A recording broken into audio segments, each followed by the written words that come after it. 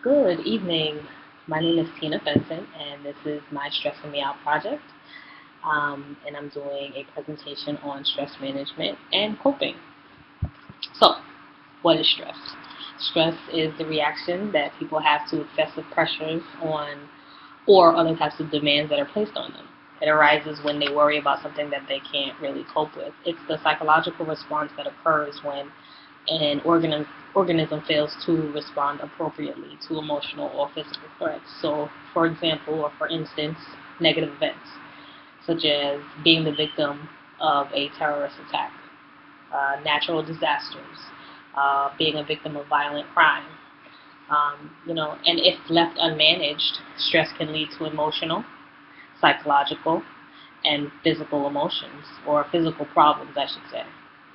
So there are some negative effects of stress, and there is a term called general adaptation syndrome, and it has three stages that one can go through when dealing with stress. So stage one is the general alarm reaction stage. This is the first reaction to stress. The body releases stress hormones, including cortisol, and it provides a burst of energy. Then there's stage two, which is the resistance stage. The body then attempts to resist or adapt to that stressor.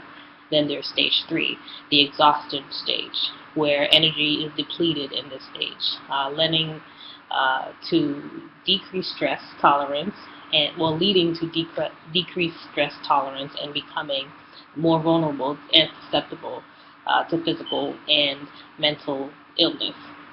So, although some stress can be a good thing, and it can help you respond to things, um, the certain stress that is prolonged, it can have a direct negative influence on your physical health or on our physical health. Um, so there is such a term called HBA, which is the reaction to persistent stress, leading to weakening of the immune system.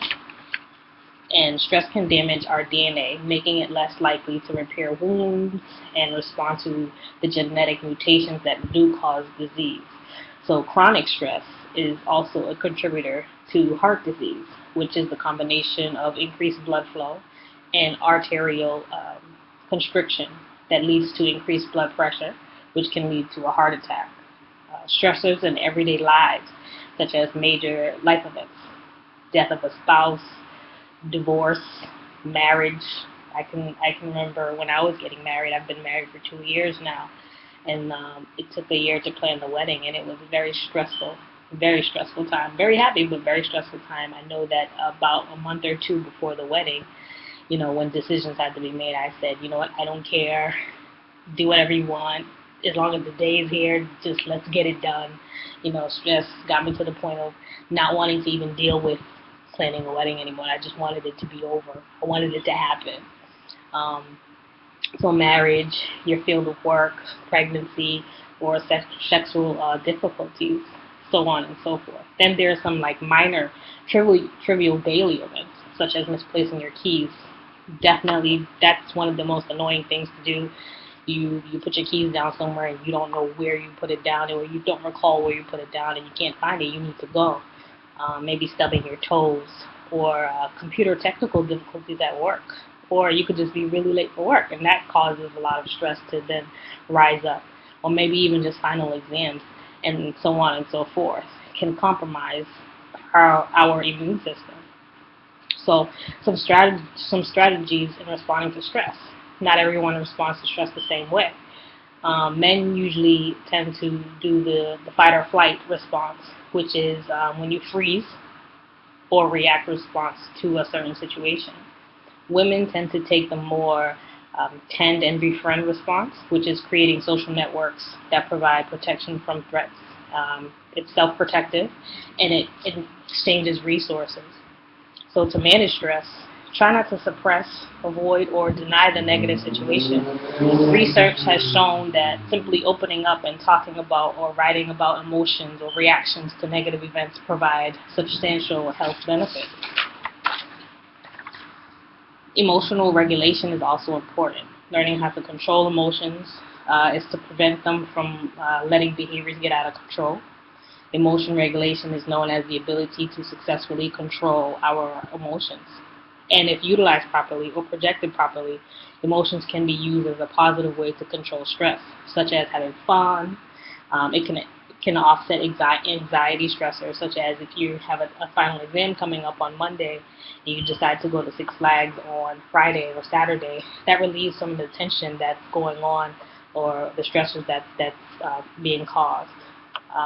Power of positive thinking. It can also manage stress. Optimism. Optimism is when you look at the bright side of things. It's when you see the glass half full versus seeing the glass half empty. It's the way that you take in your perspective on life. Just thinking positively about situations. Having good self-efficacy, which is when you believe that you can create a positive outcome. Just being confident in yourself, believing in yourself, and having the ability to make positive change. It can lead to us perceiving that we can control the stressors. Hardiness, my favorite. Hardiness is just resiliency, the ability to bounce back from negative situations when the world has taken you and is throwing you back and forth. The ability to just be hardy, hardiness, or just to have hardiness, a thick skin, a tough nature. And it helps to take more direct action, take the situation by the horns and conquer it. So these things placed together, these various coping skills, including optimism, self-efficacy, and hardiness, has been shown to have a wide variety of positive effects on our health. So those are just some ways to cope. That's the general overview of stress management. I hope you enjoyed. Again, my name is Tina Fenton. This is my Stressing Me Out project, and have a great night.